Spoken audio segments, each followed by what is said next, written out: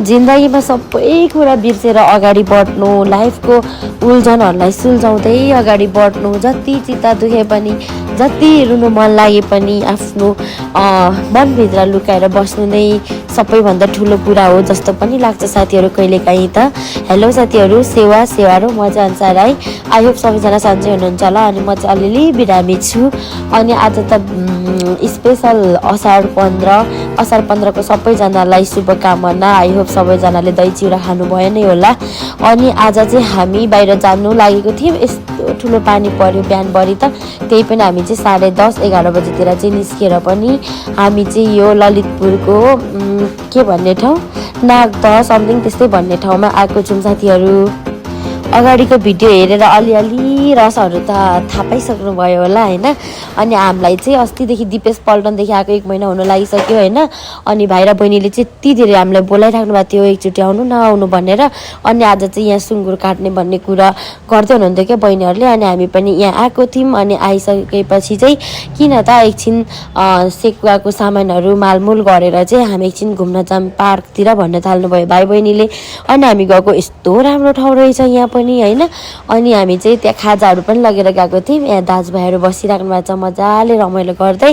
हामी पनि मजाले रमाइलो गर्दै टिकटक भिडियोतिरै व्यस्त थियौँ। हाम्रो घुमघाम सकिसकेपछि चाहिँ हामी अहिले रातिको 7 बजेदेखि सेकुवा पोल्न सुरु गर्दैछौँ साथीहरू। अनि अलिअलि खाँदै पनि छौँ। यहाँ दिदामलाई पनि कस्तो मन पर्यो रे अनि चाख्दै हुनुहुन्छ होइन। अनि मस्तले सेकुवा बनाउँदै हुनुहुन्छ क्या हाम्रो भाइले चाहिँ। अनि अब म त भिडियो नि भ्याउनु पर्यो, भित्र काम पनि भ्याउनु पर्यो। अनि पवित्र र मैले मिलेर चाहिँ अचार अनि त्यसपछि लिएर करेन्ट चाउचाउहरू बनाउँदैछौँ। अनि यहाँ चाहिँ हामी मात्रै नभएर बहिनीको दिदीहरू भेनाहरू पनि आउनु भएको थियो सबैजना होइन। अनि उहाँहरूलाई पनि हामी चाहिँ यहाँ सबैजनालाई मिलाएर के भन्छ अरे खाना नै यही भनौँ न, चाउचाउ सेकुवाहरू सारिदिँदैछौँ। अनि हामीले चाहिँ यस्तो इन्जोय गरेर खायौँ। अनि यस्तो मिठो भएको होइन के हो माइ गड। मलाई त अहिले बोलेर भोइस कभर गर्दाखेरि पनि मेरो मुखैभरि थुक आइरहेछ होइन।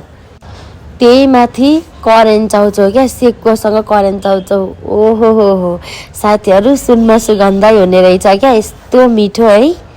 मलाई अलिकति मेरो मनहरू पनि भारी भइरहेको थियो। त्यही भएर मलाई चाहिँ वास्तवमा भन्नुपर्दा कहीँ जानु मन त थिएन। त्यही पनि अब किन एउटै कुरालाई लिएर आफूलाई डिस्टर्ब बनाएर बस्नु राख्नु भनेर चाहिँ म पनि निस्केर हिँडेको नि त आज। अनि यहाँ बहिनीहरूले पनि यस्तो मजाले खाँदै हुनुहुन्छ। अनि कस्तो रमाइलो भइरहेको थियो साथीहरू।